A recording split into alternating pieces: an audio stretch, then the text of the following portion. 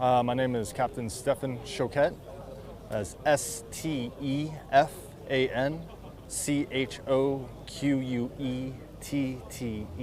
I'm with USAFE headquarters staff, USAFE Africa A589. That's Alpha 589.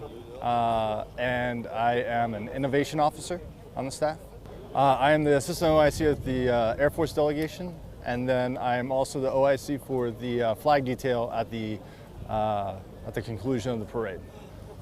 So the first ID with the Army, they had lead on the preparations, and they've done an excellent job in preparing us and welcoming the Air Force into our joint unit here in Paris. And from the Air Force point, we've been able to stay hands-off because of how well prepared the Army's been.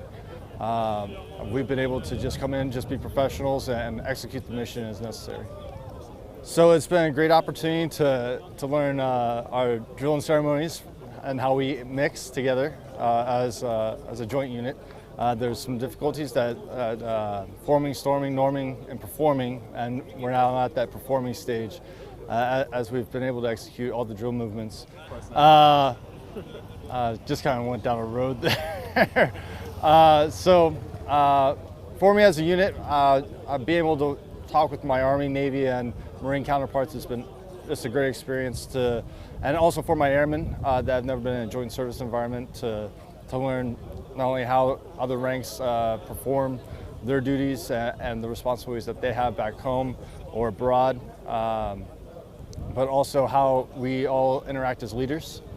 And then in opportunities like this is a rare opportunity to work with a close ally and to work with our military counterparts in the French military and their academies. So it's been great learning about the cadets here and what they wanted to know from us and how they're going to be future leaders in the French military and interacting with us in the future. So we've definitely realized more and more how important our alliance is, and anything that we can do to help solidify that alliance and promote that alliance further into the future is always a great opportunity. And as our senior members of in our political class, our military class see fit,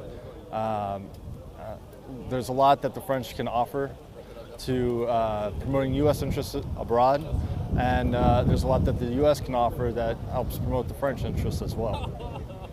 So as the week has gone on, it's been more and more apparent how much the French respect us and our commitment to both our alliance, but also to what we brought to the fight 100 years ago in 1917, and what we left on the battlefield. The respect that they give us is tremendous. As we've gone through the week and we've unveiled our colors today, people come out of the woodwork to come see the American flag fly, and it's an important event for them and equally important for us. And we knew coming in that it would be important, but really the weight of that has really revealed itself through the course of the week. So in preparations, the French have taken lead in ensuring that we're meeting expectations, and day one we were, and that was it was great to know that we were prepared as a military marching unit to come in and do that, especially as a joint unit. And then throughout the week we've taken some criticisms and worked on perfecting those to the point where we are today. But walking in this week, we all knew that we are going to have an important presentation to the President of France as the guest of honor, but now to the President of the United States. And that weight has definitely appeared, and we're meeting expectations from our standpoint as leaders.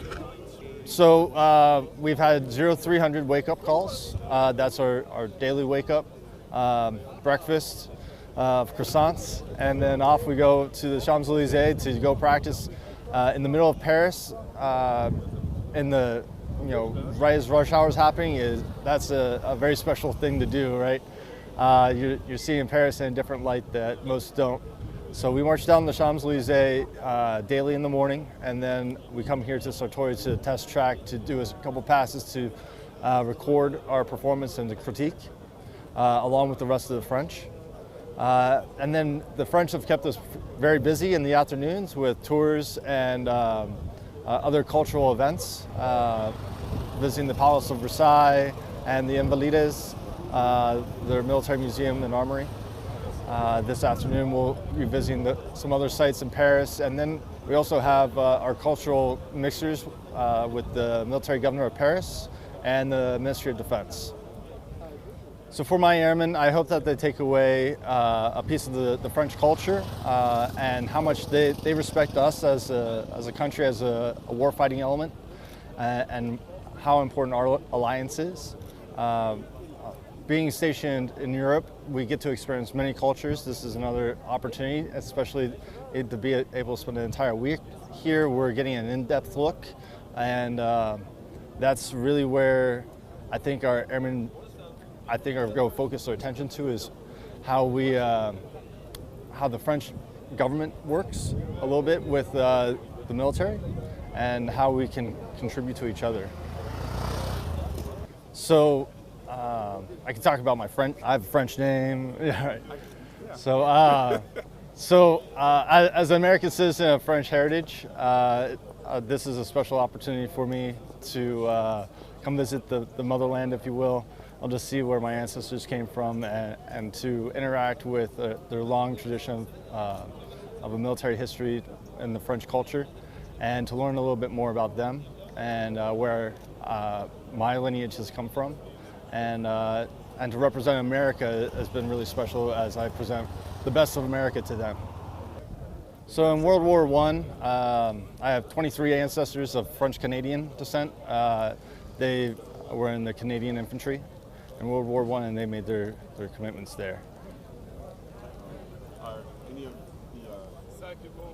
the descendants of those ancestors military as well? So on my father's side, my grandfather was a World War II vet, stationed in Germany during the occupation. My grandfather was always proud of my service, and my family in general has been proud of my service.